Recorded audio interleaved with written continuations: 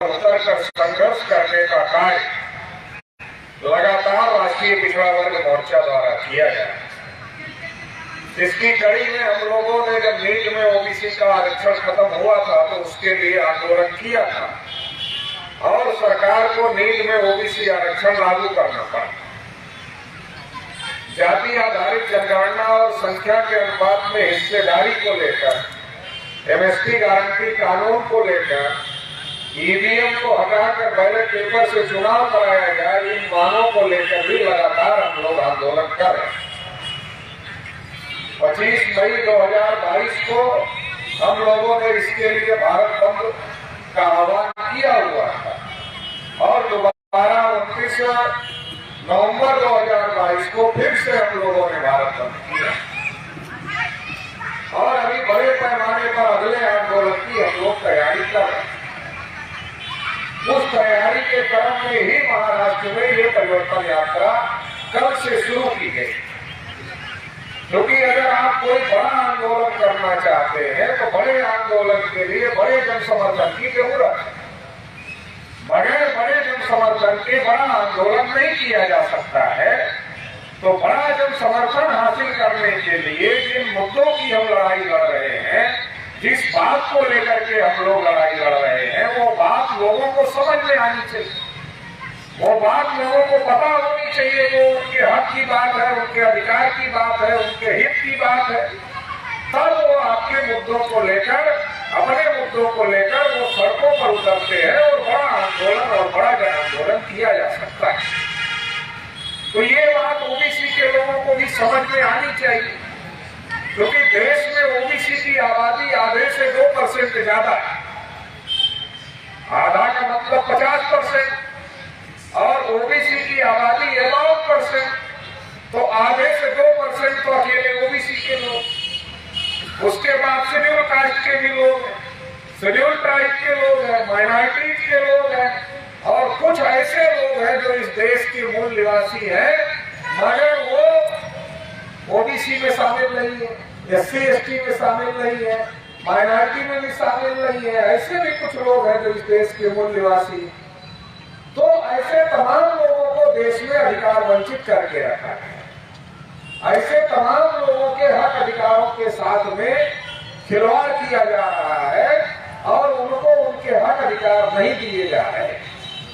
इसलिए देश भर में एक बहुत बड़ी कोशिश चल रही है कि देश में जो 90% से ज्यादा जो इस देश के असल बासिंदे हैं, असल मूल निवासी हैं, उनको देश में जागृत किया जाए और जागृत करके देश में उनके हक अधिकार की लड़ाई को लड़ा जाए। उसी कड़ी में चूंकि आधे से ज्यादा तो ओबीसी है, इसलिए अगर इस लड़ाई को हम लोग मजबूत करना चाहते हैं तो 52% ओबीसी के लोगों को जगाना बहुत ज्यादा जरूरी है। हमारे कुछ लोग नारा लगाते हैं कि ओबीसी सोता हुआ शेर है और बस जागने की देर है। तो हमने कहा थोड़ा संशोधन करना। बोले क्या संशोधन करना है? हमने कहा ये जो बोल रहे हो ओबीसी सोता हुआ शेर है, जागने की देर है, जिसमें थोड़ा संशोधन कर लो, जगाने की देर है।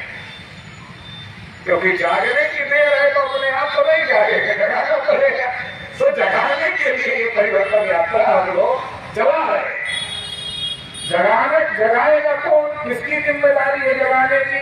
जो पहले से जग चुका है वो जगाएगा, जो पहले से जग चुका है वो जगाएगा।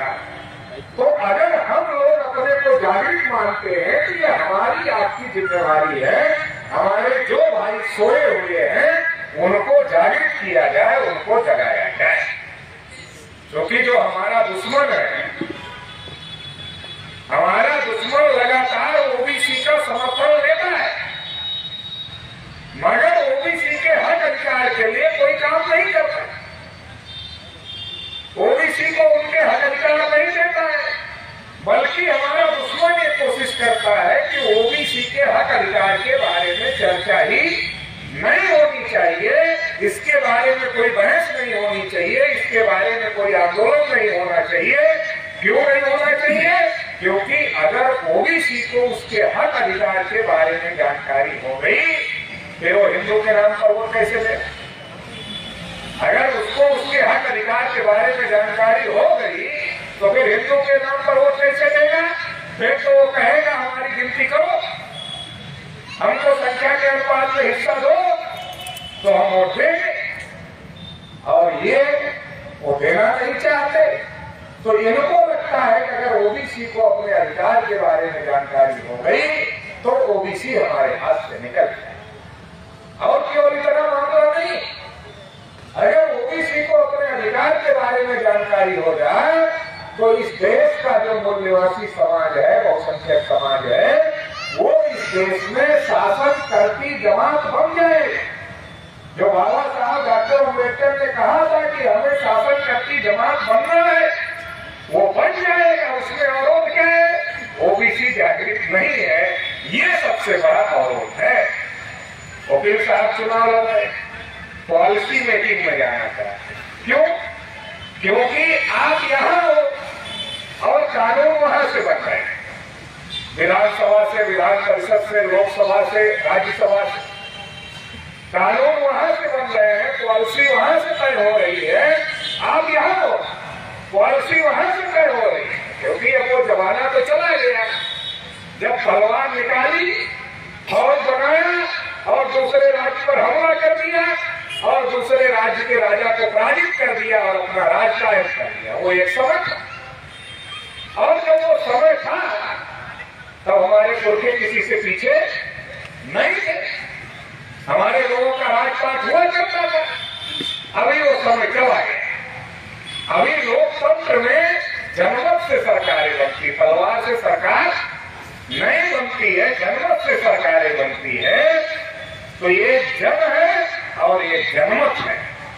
जन हमारे लोग ज्यादा हैं मगर जनमत हमारे पास में, हमारे लोगों का ही जनमत हमारे पास में नहीं है। इसलिए 3.5% के ब्राह्मण लोग देश में राज कर रहे हैं। अगर हमारे लोगों का जनमत ही हमारे फेवर में होता तो 3.5% के लोग देश पर राज नहीं करते। और अगर वो राज नहीं करते तो हमें आज ये यात्रा चला करके ये कहने की जरूरत नहीं पड़ती कि जानवरों की गिनती होती है, कुत्तों की गिनती होती है, हिजड़ों की गिनती होती है, मगर पिछड़ों की गिनती नहीं होती, ओबीसी की गिनती नहीं होती। ये बात हमको कहने की जरूरत, बताने की जरूरत नहीं पड़ती। जब मैं ये बात बोलता हूँ तो हमारे बहुत सारे बैकवर्ड क्लास के लोगों को अच्छा नहीं लगता है। कई लोगों ने तो मुझे टेलीफोन किया, कई लोगों ने व्यक्तिगत मिलकर कहा पटेल जी आपकी सब बात तो अच्छी लगती है मगर जब आप कहते हो कुत्तों की गिनती होती है हमारी नहीं होती है, जानवरों की होती है हमारी नहीं होती, तो बड़ा दुख होता है। तो हमने कहा हम तो दुख होने के लिए ही बोलते हैं। तो बोला आप दुखी करने के लिए क्यों बोलते? हमने कहा दुखी इसलिए करने के लिए बोलते हैं कि दुखी होने से आदमी के दिमाग को धक्का लगता है। जैसे कभी कभी आपके घर में गाड़ी हो और आप कुछ दिन गाड़ी स्टार्ट ना करो तो गाड़ी की बैटरी धीरे धीरे डिस्चार्ज हो जाएगी। 2 महीने, 3 महीने, 4 महीने, 6 महीने में डिस्चार्ज हो जाएगी। और जब डिस्चार्ज हो जाएगी तो आप सेल्फ लगाओगे, गाड़ी स्टार्ट नहीं होगी क्योंकि उसकी बैटरी डिस्चार्ज हो गई, तो स्टार्ट नहीं होगी। तो उसको स्टार्ट अगर करना है तो हम लोग क्या करते हैं, 4 आदमी बुलाते हैं नौजवानों को, हाँ भाई आ जाओ, गाड़ी की बैटरी थोड़ा डिस्चार्ज हो गई है, पीछे से थोड़ा धक्का लगा दो, गाड़ी स्टार्ट हो जाती। और एक बार गाड़ी अगर स्टार्ट हो गई दोबारा धक्का लगाने की जरूरत नहीं है क्योंकि गाड़ी के अंदर ही सिस्टम है जो बैटरी को चार्ज करता रहता है और गाड़ी चलती रहती है। ऐसे ही जो हमारा ओबीसी समाज है उसकी जो बैटरी है वो बैटरी डिस्चार्ज हो गई है, तो एक बार उसको धक्का लगाने की जरूरत, बार बार लगाने की जरूरत नहीं पड़ती है, एक बार लगाने की जरूरत पड़ती है। एक बार स्टार्ट हो गया फिर वो सोचता रहता है, समझता रहता है, लड़ता रहता है, चलता रहता है। तो जब ये बात कही जाती है कि जानवरों की गिनती होती है ओबीसी की नहीं होती, कुत्तों की होती है ओबीसी की नहीं होती, हिजड़ों की होती है ओबीसी की नहीं होती, तो बड़ा धक्का लगता है कि यार ये सबकी होती है, जानवरों के कैटेगरी में खड़े हो गए तो बड़ा धक्का लगता है। तो उससे आदमी आदमी सोचने के लिए, समझने के लिए मजबूर होता है, और जब सोचने समझने लगता है तो उसके दिमाग की गाड़ी चल देती है। फिर वो अपने लोगों को जगाता रहता है, बताता रहता है। तो ये कहने के पीछे कोई दूसरा मकसद नहीं है, बल्कि लोगों को जागृत करने का मकसद ये कहने के पीछे है। तो आजादी के 75 साल में हम लोगों की गिनती नहीं। गिनती क्यों नहीं हुई? गिनती इसलिए नहीं हुई कि भारत में जो 3.5% लोग जो शासन कर रहे हैं, उनको डर लगता है कि अगर ओबीसी जागृत हो गया तो 52% वाला 3.5% वाले को नेता क्यों माने? 52% वाला अपना सत्यानाश करने के लिए 3.5% वाले को समर्थन क्यों देगा? तो संभव नहीं है देने का। तो उनको लगता है अगर गिनती हो गई तो ओबीसी का अकाउंट ओबीसी के नाम पर ओपन हो जाएगा। अभी ओबीसी का अकाउंट हिंदू के नाम पर ब्राह्मणों के अकाउंट में जमा है। तो ओबीसी के गांव मोहल्ले घर में ब्राह्मण लोग जाते हैं तो कहते हैं तुम भी हिंदू, हम भी हिंदू, गर्व से कहो हम हिंदू। और एक मुसलमान 14 बच्चे पैदा कर रहे हैं, इसलिए देश पर मुसलमानों का कब्जा हो जाएगा, सारे हिंदू इकट्ठा हो जाओ। तो ओबीसी के लोगों को लगता है देश पर कब्जा हो जाएगा, बिल्कुल नहीं होना चाहिए।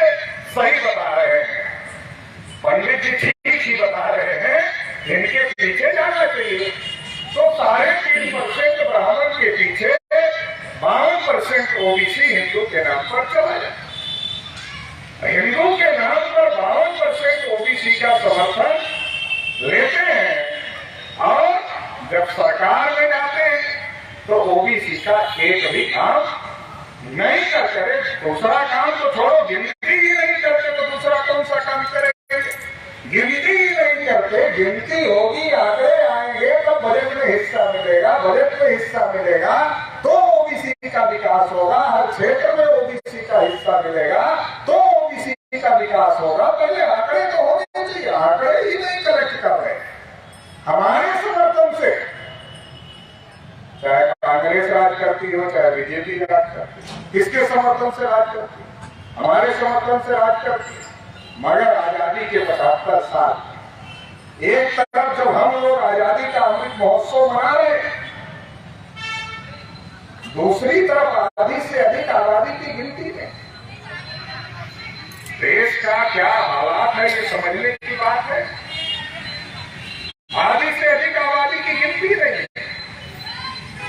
शेड्यूल ट्राइब के लोगों के ऊपर आए दिन अन्याय अत्याचार होता, कहीं मूछ रखने की वजह से पीट दिया गया, तो कहीं घोड़ी पर चढ़ने की वजह से पीट दिया गया। राष्ट्रपति थे रामनाथ कोविंद जी, उनको मंदिर में नहीं जाने दिया। राष्ट्रपति को रोक रहे हैं तो आम आदमी की क्या बात? तो ये जो हालात है, ये हालात हम लोगों को समझने की जरूरत है। और ये हालात क्यों निर्माण हुए हैं? क्योंकि हमारे लोग जागृत नहीं है, इसलिए ये हालात आजादी के 75 साल में निर्माण हुए। नहीं तो बाबा साहब डॉक्टर अम्बेडकर ने भारतीय संविधान लिखकर सब कुछ हमारे ही हाथ में दे दिया। आप खुद ही राज करो, ऐसी व्यवस्था बाबा साहब अम्बेडकर ने संविधान लिखकर आपको दे दिया। हर आदमी को वोट का अधिकार दे दिया, चाहे ब्राह्मण के वोट की वैल्यू हो या आपके वोट की वैल्यू हो, एक ही है।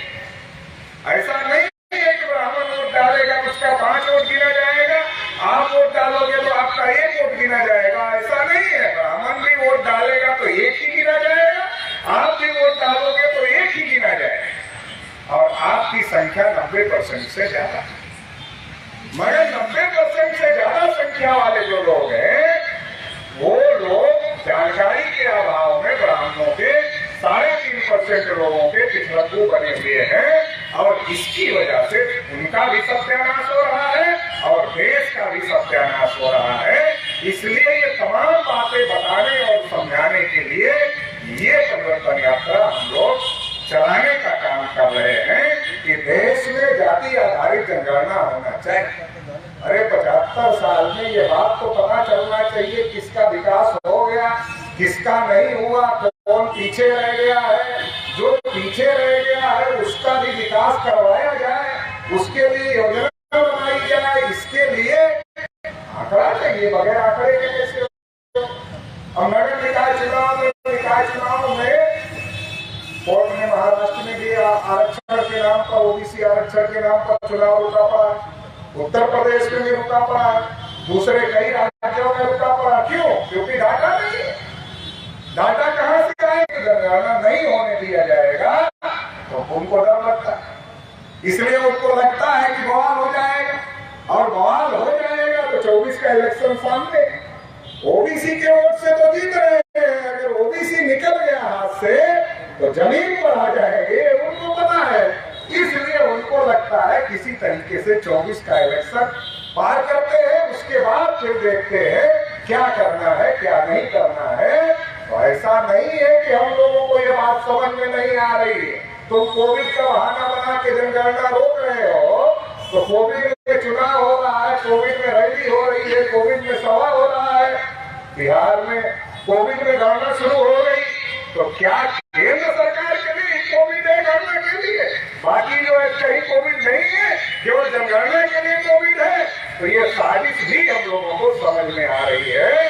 तो ये तैयारी उसके लिए चल रही है, और आने वाले समय में फिर भारत बंद किया जाएगा। ये जो यात्रा चल रही है, ये भारत बंद की पूर्व तैयारी के तहत ये यात्रा चल रही है। आने वाले समय में फिर से भारत बंद किया जाएगा। तो ये हक अधिकार का मामला है, जाति आधारित गिनती का बड़ा मामला। इसके साथ ही साथ किसान है हमारे। आप जिस कुर्सी पर बैठे हो, ये कुर्सी जब आप खरीदने गए तो आपने कहा हम इस कुर्सी के लिए 300 रुपए में खरीदेंगे, या दुकानदार ने आपको बताया कि ये कुर्सी आपको 300 रुपए में मिलेगी? निश्चित रूप से दुकानदार ही बताता है कि कुर्सी आपको 300 रुपए में, 250 रुपए में, 200 रुपए में मिलेगी। क्यों? क्योंकि कुर्सी जिसने बनाया उसने उसका रेट भी निर्धारित कर दिया कि ये कुर्सी मार्केट में कम से कम इतने रुपए में बिकेगी। वो रेट किसने तय किया? जिसने कुर्सी बनाया। हम लोग गाड़ी से आए हैं, गाड़ी जिसने बनाया उसने उसका रेट तय किया कि ये गाड़ी कितने में बिकेगी। लेकिन हम खेत में जो फसल पैदा करते, वो फसल अगर बनाने वाला ही रेट तय कर रहा है तो किसान भी तो पैदा करने वाला है, बनाने वाला है। फिर किसान की फसल का रेट खरीदने वाला क्यों तय कर? अगर हर चीज का रेट बनाने वाला तय करता है तो किसान की फसल का रेट खरीदने वाला क्यों तय करता है? किसान इस बात की लगातार मांग कर रहे हैं कि एमएसपी गारंटी कानून दिया जाए। एमएसपी का मतलब है मिनिमम सपोर्ट प्राइस, न्यूनतम समर्थन मूल्य, कि कम से कम आप हमारी फसल को न्यूनतम इतने रुपए में खरीद लेंगे, इसकी गारंटी हम लोगों को दिया जाए। जब किसान दिल्ली के बॉर्डर पर बैठे थे तो सरकार ने किसानों को आश्वासन दिया कि हम एमएसपी गारंटी कानून लागू करेंगे। आज तक लागू नहीं किया, आज तक लागू नहीं किया। एमएसपी गारंटी कानून के लिए भी हम लोग ये लड़ाई लड़ रहे हैं, और इस परिवर्तन यात्रा के प्रमुख एजेंडों में एमएसपी गारंटी कानून का मुद्दा भी हम लोगों ने लिया हुआ है। इसके साथ ही साथ साथियों, बड़े पैमाने पर निजीकरण हो रहा है। अगर आप लोगों ने मोदी जी का पुराना भाषण सुना हो 2014 का, तो क्या कहते थे? देश नहीं बिकने दूंगा। सुना होगा, देश नहीं बिकने दूंगा, जैसे कि दूसरे बेचने पर ही लगे थे और वो आए तो रोक देंगे। ऐसा एक एटमॉस्फेयर क्रिएट किया गया, ऐसा एक वातावरण तैयार किया गया। हमारे लोगों को, सबसे ज्यादा ओबीसी के लोगों को लगा कि देश बचना चाहिए, तो हमारे लोगों ने मोदी जी को समर्थन किया कि देश बचना चाहिए, बिकना नहीं चाहिए, बचना चाहिए। समर्थन हो गया, मोदी जी प्रधानमंत्री बन गए। मोदी जी प्रधानमंत्री बन गए, अब रोज बेचा जाए तो मन ही मन कसम खा लिया कि देश नहीं बचने दूंगा। पहले कहा था देश नहीं बिकने दूंगा, अब कसम खा लिया देश नहीं बचने दूंगा। जब तक देश की एक एक चीज अडानी और अंबानी को नहीं दे दूंगा, तब तक चैन से नहीं बैठूंगा, ये कसम खा। अब ये कसम मोदी जी ने खाया है या नागपुर में जो आरएसएस के लोग चला रहे हैं उन्होंने खाया है? ये भी एक बड़ा विषय है, क्योंकि मोदी जी को प्रधानमंत्री घोषित करने का काम सबसे पहले आरएसएस के लोगों ने किया। आरएसएस का सबसे बड़ा सेक्टर नागपुर में है, ऐसा कहा जाता है, मेन हेडक्वार्टर यहाँ पर। तो मैं तो बहुत दिन से सोच रहा था कि मोदी जी को ओबीसी की गिनती नहीं होनी चाहिए, इससे क्या समस्या है? मुझे समझ में नहीं आ रहा था कि एक ओबीसी के आदमी को ओबीसी की गिनती होने से क्या समस्या है। उनके हाथ में ताकत है, उनके हाथ में पावर है, वो ओबीसी की गिनती कर सकते हैं, मगर कर क्यों नहीं रहे? पता करते करते करते करते करते करते ये बात पता चली, मोदी जी नहीं कर रोक रहे हैं। अरे रोकने वाले तो आरएसएस के ब्राह्मण है, वो रोक रहे हैं। तो बाद में पता चला कि मोदी जी को आरएसएस के ब्राह्मणों ने प्रधानमंत्री पहले घोषित किया उम्मीदवार, तो इसलिए मोदी जी अपनी मन मर्जी से नहीं कर रहे हैं, बल्कि आरएसएस के ब्राह्मणों के कहने पर कर रहे हैं। जब ये मुद्दा हम लोगों ने उठाया कि आरएसएस के इशारे पर सरकार चल रही है, सरकार आरएसएस चला रही है, तो मोहन भागवत का बयान आया कि हम सरकार के डे टू डे के कार्यों में हस्तक्षेप नहीं करते हैं। तो डे टू डे के कार्यों में हस्तक्षेप नहीं करते हैं मतलब हम रोज रोज के सरकार के काम में हस्तक्षेप नहीं करते हैं, ऐसा कहा मोहन भागवत ने। तो इसका दूसरा अर्थ ये है, कभी कभी हस्तक्षेप करते हैं, रोज रोज नहीं करते हैं, मगर कभी कभी करते हैं। वो कभी कभी कब करते हैं? जब हमारी गिनती का मामला होता है, हमारे आरक्षण का मामला होता है, जब किसानों को एमएसपी गारंटी देने का मामला होता है, जब एससी एसटी के रिजर्वेशन का मामला होता है, तब हस्तक्षेप करते हैं, रोज रोज नहीं करते हैं। तो हमको समझने की जरूरत है, जानने की जरूरत है कि देश में देश को प्रतिदिन बेचा जाए। एक एक चीज प्राइवेट लोगों के हाथ में दी जा रही है। अडानी अंबानी को एक एक चीज दी जा रही।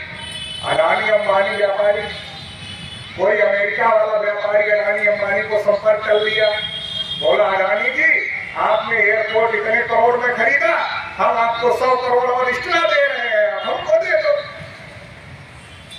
व्यापारी तो व्यापार ही करेगा, उसको जहां फायदा होगा वो तो खरीदेगा।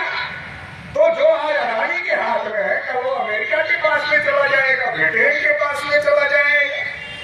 तो भारत को फिर से विदेशियों के हाथों में सौंपने की बहुत बड़ी साजिश चल रही है। जो लोग ये कहते थे कि देश नहीं टिकने दूंगा, वो आज देश को विदेशियों के हाथों में सौंपने की तैयारी में लगे हुए हैं। इस षड्यंत्र को समझने की जरूरत है।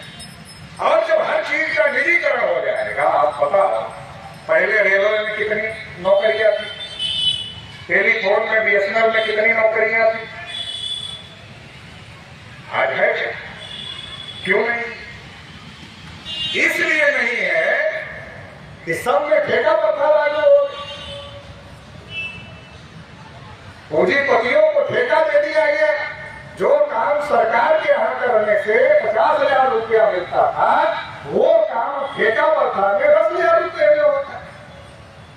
तो ये स्थितियां पैदा कर दी गई। तो केवल निजीकरण नहीं हो रहा, निजीकरण के तहत नौकरियां खत्म हो रही हैं, और जब सरकारी नौकरियां खत्म हो रही हैं तो आरक्षण खत्म हो रहा है। आरक्षण तो सरकारी नौकरियों में है, तो सरकारी नौकरियां खत्म, आरक्षण खत्म। चर्चा किस बात की हो रही? निजीकरण हो रहा, निजीकरण हो रहा। अगर ये चर्चा हो जाए आरक्षण खत्म हो रहा है, देश में बवाल हो जाए। लेकिन चर्चा निजीकरण की हो रही है, खत्म आरक्षण हो रहा है, आरक्षण 0 हो गया, ना के बराबर हो गया। सुब्रमण्यम स्वामी को एक बार किसी लड़की ने पूछा, क्या आपकी सरकार आरक्षण खत्म करना चाहती? उन्होंने कहा हम आरक्षण खत्म नहीं करना चाहते हैं, हम आरक्षण को ऐसी स्थिति में पहुंचाना चाहते हैं जहां आरक्षण का होना और ना होना दोनों बराबर हो जाए, ऐसा हम आरक्षण को पहुंचाना चाहते हैं। तो आज देश उसी तरफ आगे बहुत ज्यादा बढ़ गया है। बताइए, इस सरकार ने संविधान को दिल्ली में जलाया, जहां मोदी जी बैठते हैं नाक के नीचे जला दिया। क्या चल रहा है देश में, क्या परिस्थितियां है, समझने की जरूरत है। और जब निजीकरण होगा तो ओबीसी को 52% चाहिए, कहाँ चाहिए? नौकरियां ही नहीं है तो चाहिए कहाँ 52%? तो निजीकरण बंद होना चाहिए। और जो निजी क्षेत्र हैं वो भी गवर्नमेंट की मदद के बगैर नहीं चलते हैं। तो गवर्नमेंट कहां से मदद करती है? गवर्नमेंट जनता के टैक्स के पैसे से उद्योगपतियों को मदद कर रही है। जब गवर्नमेंट जनता के टैक्स के पैसे से उद्योगपतियों को मदद कर रही है तो जो गवर्नमेंट की रिजर्वेशन पॉलिसी है SC ST OBC के लिए, वो रिजर्वेशन पॉलिसी प्राइवेट सेक्टर में क्यों नहीं लागू होगी? प्राइवेट सेक्टर जो चल रहे हैं गवर्नमेंट की मदद पर चल रहे हैं और गवर्नमेंट जनता के पैसे से उनकी मदद कर रही है, तो गवर्नमेंट की रिजर्वेशन पॉलिसी प्राइवेट सेक्टर में भी लागू होना चाहिए। SC ST OBC को गवर्नमेंट सेक्टर में भी नहीं, केवल प्राइवेट सेक्टर में भी रिजर्वेशन मिलना चाहिए। इसको लेकर के भी हम लोग यात्रा चला रहे हैं। हम ओबीसी के लोग मांग रहे हैं भाई 52% हमको दे दो, संख्या हमारी है। वो कह रहे हैं 50% से ज्यादा नहीं हो सकता। हम कह रहे हैं 52% दे दो, हमारी संख्या है। वो कह रहे हैं 50% से ज्यादा नहीं हो सकता आरक्षण, इसलिए आपका 27 से ज्यादा नहीं हो सकता। तो हम लोगों ने कहा 52 से ज्यादा क्यों नहीं हो सकता, 50 से ज्यादा क्यों नहीं हो सकता?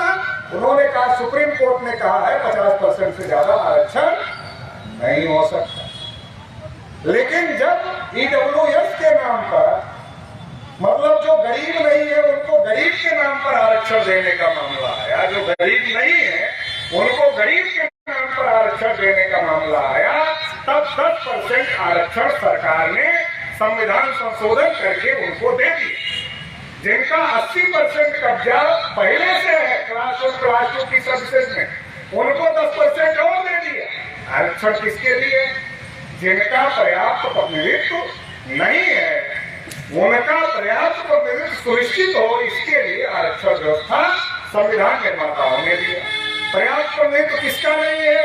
SC का नहीं है, ST का नहीं है, OBC का नहीं है, माइनॉरिटीज का नहीं है। जिनका नहीं है उनको मिलना चाहिए। लेकिन ये सरकार क्या कर रही है? जो पहले से बहुत मोटे हो गए हैं उनको और मोटा कर रही है, और जो पहले से ही कमजोर है, मरने की स्थिति में उनका हुक्का पानी और बंद कर दे रही, ताकि तुम और मर जाओ, जल्दी मर जाओ, जल्दी खत्म हो जाओ। तो देश में SC ST OBC को कमजोर करने की कोशिश हो रही है। और जो पहले से मोटे हैं, 80% कब्जा किए हुए हैं, उन्हें 10% और दे दिया।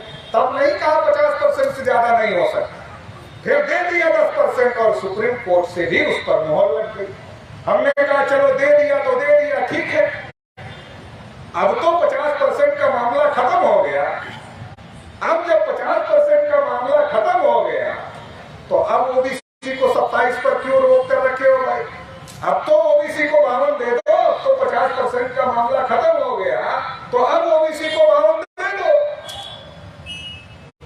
तो कह रहे नहीं 52 नहीं दे सकते, मतलब उनके लिए 50% नहीं है, उनको दे सकते हैं, हमारे लिए 50% की सीमा है, हमें 52 नहीं दे सकते।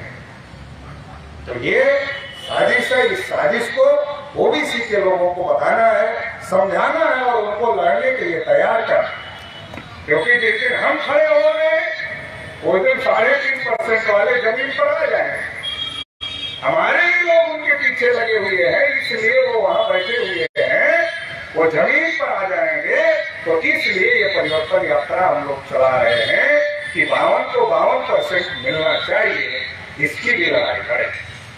शेड्यूल कास्ट के रिजर्वेशन में क्रीमी लेयर नहीं, शेड्यूल ट्राइब के रिजर्वेशन में क्रीमी लेयर नहीं है, क्योंकि बाबा साहब अम्बेडकर ने क्रीमी लेयर को नकार दिया था और तमाम संविधान निर्माताओं ने आरक्षण में क्रीमी लेयर होना चाहिए, इसको खारिज कर दिया था।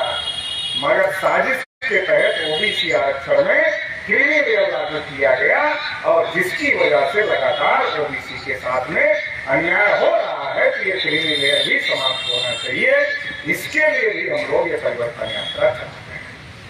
इसी के साथ साथ ईवीएम में जो बहुत बड़ा घोटाला हुआ, पवन मेश्राम साहब लगातार ईवीएम की लड़ाई लड़ रहे हैं। अभी कन्याकुमारी से कश्मीर तक 26 जनवरी से उनकी यात्रा शुरू हो रही। इसके पहले एक यात्रा हम लोगों ने कश्मीर से कन्याकुमारी तक की ईवीएम मंडप हो यात्रा।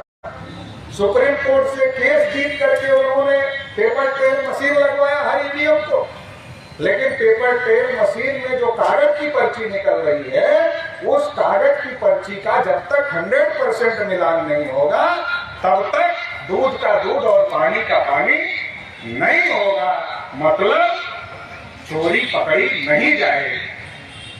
तो या तो 100% पेपर ट्रेल की पर्चियों का मिलान हो और या फिर बैलेट पेपर से चुनाव हो। ये लड़ाई भी इस देश में लड़ना बहुत ज्यादा जरूरी हो गया है, क्योंकि 3.5% लोगों को डर क्यों नहीं लग रहा?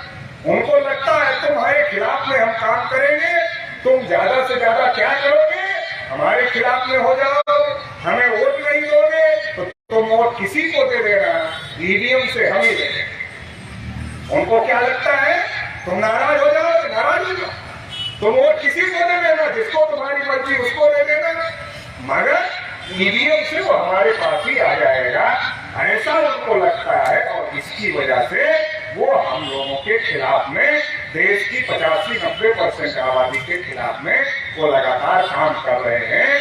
इसलिए इस परिवर्तन यात्रा के अभियान में ईवीएम घोटाले का एक बहुत बड़ा मुद्दा भी हम लोगों ने जोड़ा हुआ है। इसके साथ ही साथ देश में जो ब्राह्मणवाद से मुक्ति की लड़ाई है, फूले साहू अम्बेडकर पे लिया, इस लड़ाई को, इस विचारधारा को हर ओबीसी तक पहुंचाना है, क्योंकि देश में एक बहुत बड़ी साजिश हुई। जो फूले साहू अम्बेडकर का आंदोलन है, इसको ब्राह्मणों ने कहा है तो दलित आंदोलन, इनका साहित्य जो है तो दलित साहित्य है। कैसे दलित साहित्य, कैसे दलित आंदोलन? ज्योतिबा फूले खुद ओबीसी, साहू महाराज खुद ओबीसी के, बाबा साहब डॉक्टर अम्बेडकर ने ओबीसी के लिए आयोग बने, इसके लिए कानून मंत्री पद से इस्तीफा दिया। आर्टिकल 340 भारतीय संविधान में ओबीसी के लिए लिखा। तो ये लड़ाई तो सबकी लड़ाई थी, 90-92% लोगों की लड़ाई थी, ये केवल कुछ लोगों की लड़ाई नहीं थी। मगर ब्राह्मण लोग सोचते हैं कि अगर अम्बेडकर, ज्योतिबा फूले, साहू महाराज, पेरियार अगर ओबीसी में पहुंच गए तो हिंदू के नाम पर मूर्ख बना करके वोट कैसे लेंगे? तो इसलिए रोकना होगा। तो रोकने के लिए क्या कहते हैं, अगर कोई ओबीसी गलती से जय भीम बोल दे तो क्या कहते हैं, महार हो गए क्या? हमारे उत्तर प्रदेश में कहते हैं चमार हो गए क्या, जय भीम बोलते हैं। तो क्यों कहते हैं? वो सोचते जिस दिन ये शेड्यूल कास्ट और ओबीसी के लोग साथ में आ गए, उस दिन देश में बहुत बड़ा परिवर्तन हो जाएगा और फिर ब्राह्मण इस देश में शासक नहीं रह सकते हैं। ये उनको समझ में आता। बाबा साहब अम्बेडकर ने लखनऊ में कहा था कि जिस दिन शेड्यूल कास्ट और ओबीसी के लोग एक साथ आ गए, उस दिन गोविंद वल्लभ पंत जैसे ब्राह्मण आपके जूते का फीता खोलने में भी गर्व महसूस करेंगे। गोविंद वल्लभ पंत उस समय उत्तर प्रदेश के मुख्यमंत्री थे, इसके बावजूद भी बाबा साहब अम्बेडकर ने उनके मुंह पर कहा था ये बात। ये काम उत्तर प्रदेश में माननीय काशीराम जी ने किया। जब समाजवादी पार्टी और बहुजन समाज पार्टी का अलायंस हुआ तो विधानसभा के अंदर लड़ाई हो गई बीजेपी वालों में और मूल्यवासियों में, बड़ी लड़ाई हुई। उस लड़ाई में केसरीनाथ त्रिपाठी जो थे उनको स्ट्रेचर पर उठाकर विधानसभा से बाहर ले जाना पड़ा। वो स्थिति पैदा हो गई थी। तो मेरे कहने का ये मतलब है कि हम अलग अलग हैं, इसलिए हमारी अलग अलग कुटाई और पिटाई भी हो रही है। अगर हम एकजुट हो जाए, इकट्ठा हो जाए, तो हम लोग इस देश में हुक्मरान बन जाएंगे, जो हमारे महापुरुषों का सपना था। और जब हम खुद ही हुक्मरान बन जाएंगे तो ये जो हम मुद्दे बता रहे हैं तो ज्यादा से ज्यादा 24 घंटे से ज्यादा का मामला नहीं है। 24 घंटे के अंदर ये सारे मुद्दे हल किए जा सकते हैं। तो इसके लिए लोगों को जागृत करना पड़ेगा, संगठित करना पड़ेगा और जागृत और संगठित करके देश में परिवर्तन करना पड़ेगा, समाज व्यवस्था में परिवर्तन करना पड़ेगा और राज्य व्यवस्था भी अपने हाथ में लेना पड़ेगा। क्यों लेना पड़ेगा?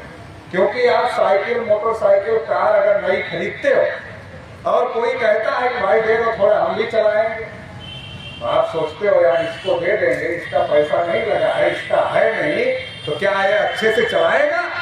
आप नहीं देते हो, क्यों? आपको लगता है अच्छे से नहीं चलाएगा क्योंकि ये इसका नहीं है।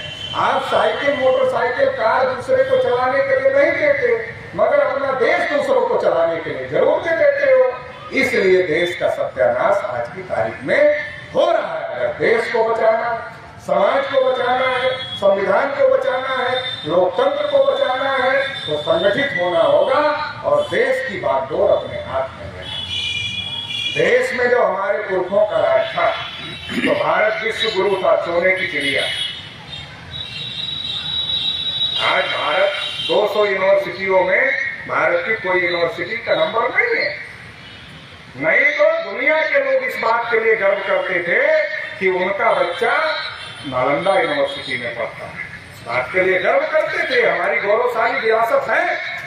मगर आज उसका पतन हो गया क्योंकि हम शासक नहीं हैं।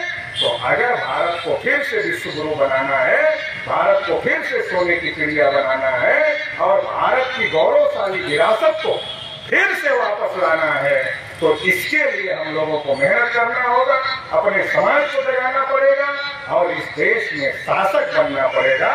जो बाबा साहब अम्बेडकर ने कहा कि हमें शासन करती जमात बनना है, तो इसके लिए हम लोगों को कोशिश करना है। इसके लिए हम लोग ये परिवर्तन यात्रा चला रहे हैं कि एक ओबीसी को जगाया जाए, उसको जागृत किया जाए, संगठित किया जाए और लड़ने के लिए तैयार किया जाए, ताकि देश में जो 52% लोग हैं वो अगर अपने अधिकारों के लिए खड़े हो जाते हैं, तो जो हमारा दुश्मन है, जो हमारे भाइयों का इस्तेमाल कर रहा है, वो अपने आप ही जमीन पर आ सकता है।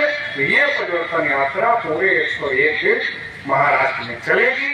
आप सभी लोगों ने आज इस यात्रा का सहयोग किया, समर्थन किया, कल भी किया और आगे भी आप लोग करेंगे। इस आशा और उम्मीद के साथ आप सभी लोगों को बहुत बहुत आभार व्यक्त करते हैं, धन्यवाद देते हैं कि इस यात्रा में आप लोग शामिल हुए, सहयोग और समर्थन किया और इन्हीं बातों के साथ अपनी बात को समाप्त करते हैं। बहुत बहुत धन्यवाद। जय भीम, जय भारत, जय मोदी। राष्ट्रीय पिछड़ा वर्ग मोर्चाचा